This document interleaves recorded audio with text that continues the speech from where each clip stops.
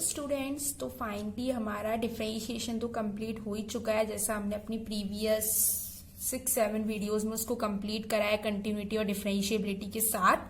तो आज हम अपना एक न्यू चैप्टर स्टार्ट करने जा रहे हैं, that is application of derivatives. अब उसके बाद हम इसको डिस्कस करेंगे। थोड़ा बड़ा है, वाइड टॉपिक है ये, क्योंकि इसमें हमें डिफरेंट सब टॉपिक्स को स्टडी करना है, उनके क्वेश्चंस अलग अलग तरीके से करने हैं, देन फिर उसका मिसलेनियस पार्ट, ये सब आता है इसमें।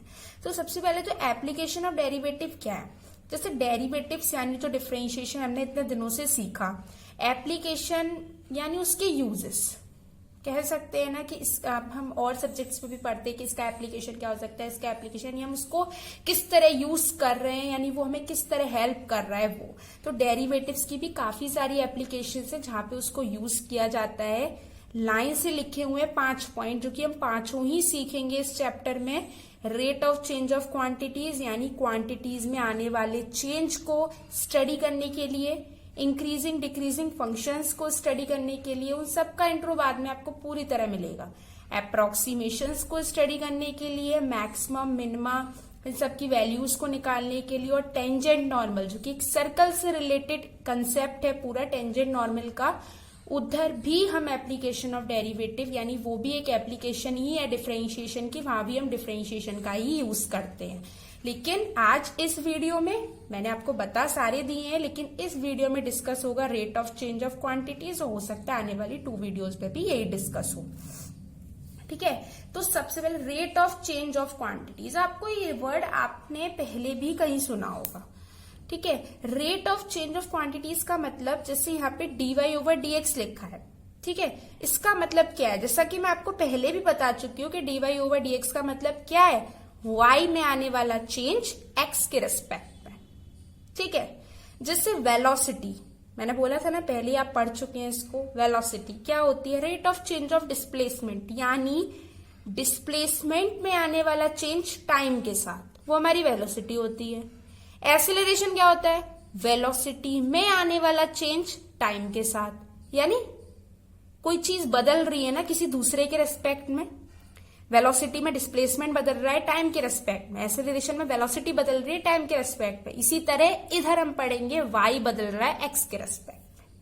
जरूरी नहीं है यही वेरिएबल हो, और भी कोई वेरिएबल हो सकता है, ये बिल्कुल डिफॉल्ट नहीं है, लेकिन हाँ हर कोई XY लेता है, इसलिए मैंने उससे आपको एक्सप्लेन करने की कोशिश करी है। होप छोटा सा इंट्रो आपको समझ में आया होगा। अब आगे हम एक एग्जाम्पल से अपना ये रेट शुरू करेंगे। क्वेश्चन दिया हुआ है, find the rate of change of area, यानी हमको एरिया में चेंज निकालना है रेडियस के रेस्पेक्ट में, जब उसकी रेडियस 5 सेंटीमीटर हो तो। अब यहां पता चल गया ना, यहाँ पे हमें क्या निकालना है, dA/dr। ऑफ कोर्स एरिया में change with respect to r। अब सबसे पहले सर्कल का एरिया क्या होता है, एरिया ऑफ सर्कल πr² होता है।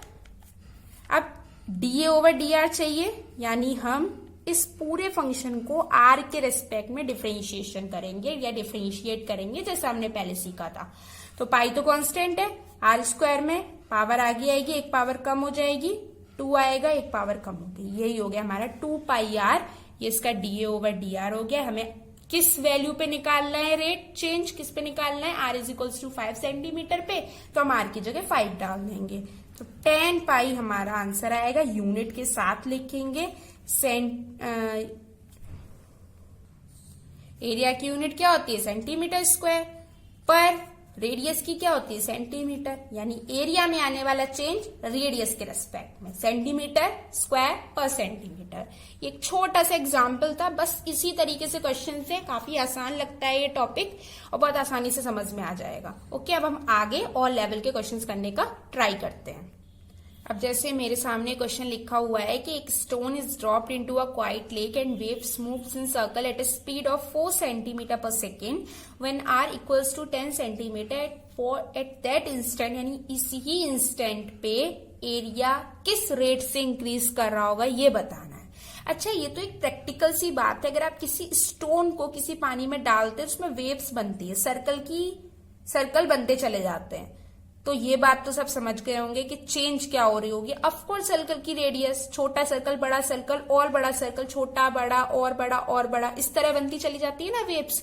तो इसका मतलब ये जो आपको 4 सेंटीमीटर पर सेकेंड दिया हुआ है, ये आपको रेडियस में आने वाला चेंज दिया हुआ है विद रिस्पेक्ट टू टाइम। ठीक है, और निकालना क्या है उस इंस्टेंट में जब उसकी रेडियस 10 सेंटीमीटर हो, कि उसका एरिया टाइम के साथ किस तरह वेरी कर रहा होगा।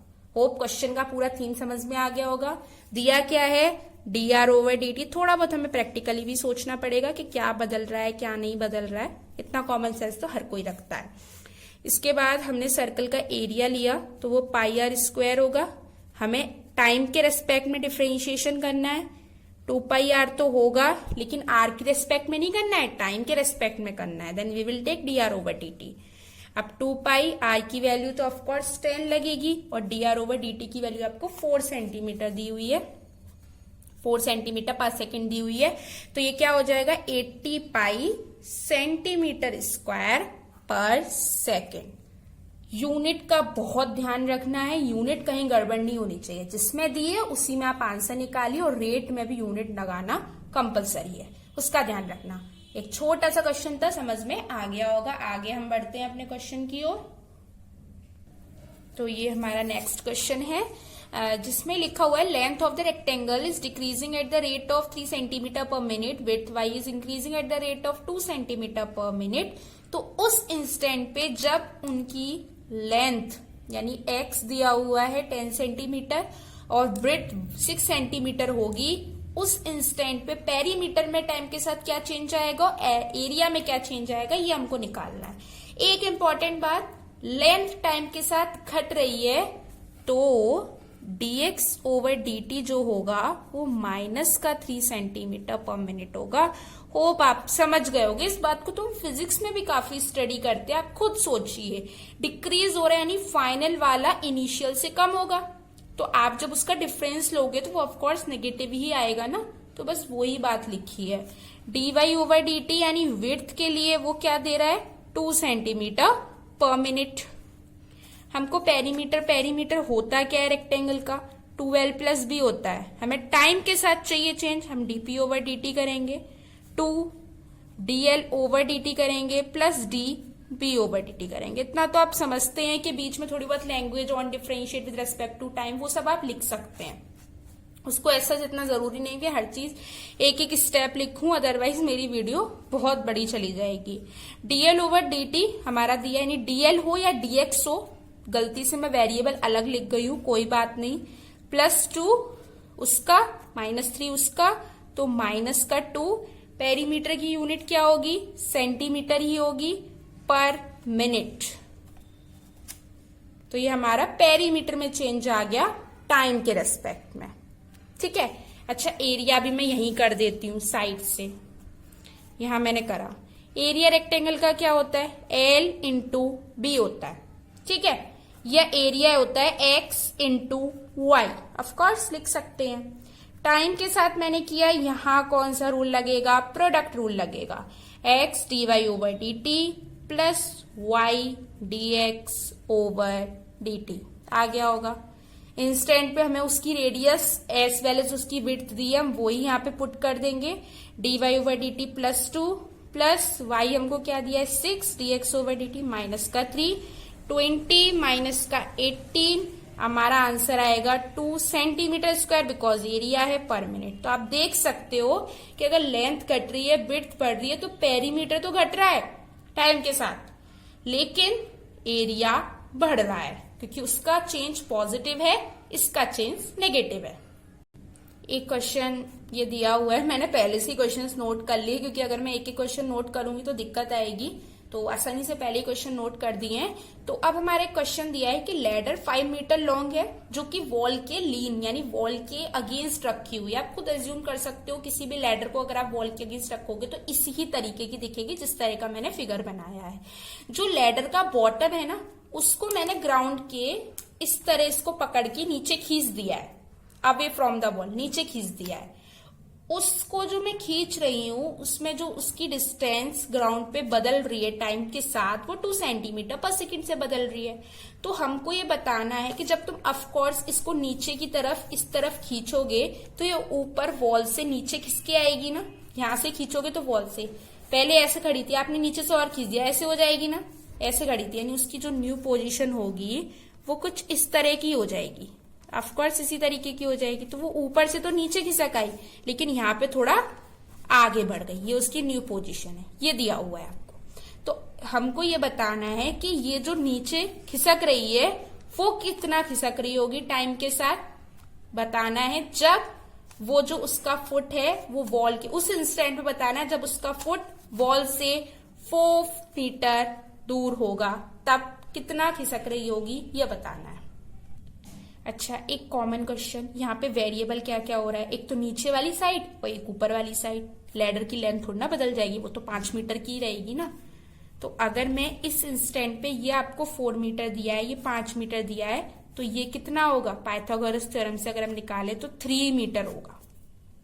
ठीक है, अब हम पाइथागोरस थ्योरम लगाएंगे, ये भी वेरिएबल है वो भी वेरिएबल है, मैंने इस वेरिएबल को x मान लिया, इस वेरिएबल को मैंने y मान लिया। ये जो दिए हुए हैं ना x3 y4, ये उसके इंस्टेंट पे उसकी वैल्यू दी है, उसको हम नहीं कंसीडर कर रहे हैं कि पहले से दिया है तो हम चेंज क्यों निकालेंगे, उस इंस्टेंट पे दिए, जैसे पहले भी दी जा रही थी।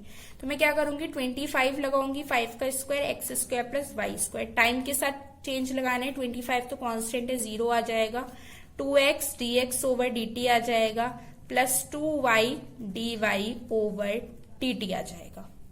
ठीक है, हमको जो इधर से नीचे खिसक रही है उसका यानी dy ओवर dt जो है वो हमको 2 सेंटीमीटर दिया हुआ है, 2 सेंटीमीटर दिया है, तो हम इसको मीटर में चेंज कर लेते हैं, 2 इंटू 10 की पावर माइनस का 2 मीटर पर सेकेंड हो जाएगा। इसी को यूज करूंगी मैं डायरेक्ट, 2 से मैं हटा दे रही हूं ऑलरेडी। x की वैल्यू कितनी है, 3 है, dx ओवर dt हम निकाल रहे हैं, y की वैल्यू क्या है, 4 है, dy ओवर dt 2 इंटू 10 की पावर माइनस 2 है। हमने क्या करा, माइनस का 4 इंटू 2 इंटू 10 की power minus 2 upon 3 equals to dx over dt। तो dx over dt equals to minus का 8 अपॉन 300 मीटर पर सेकेंड। अगर आप चाहो इसको सेंटीमीटर में चेंज करना चाहो तो सेंटीमीटर पर सेकेंड आ गया आंसर। समझ गए ना, जो वेरिएबल था उसको एक्स वाई मान लिया, उस इंस्टेंट पे उसकी वैल्यू ले ली, फिर जो भी रिलेशनशिप उनके बीच में स्टैब्लिश हो सकता था वो किया, टाइम के साथ डिफरेंशिएट कर दिया, वैल्यू को पुट कर दिया। यूनिट का ध्यान बहुत रखना है।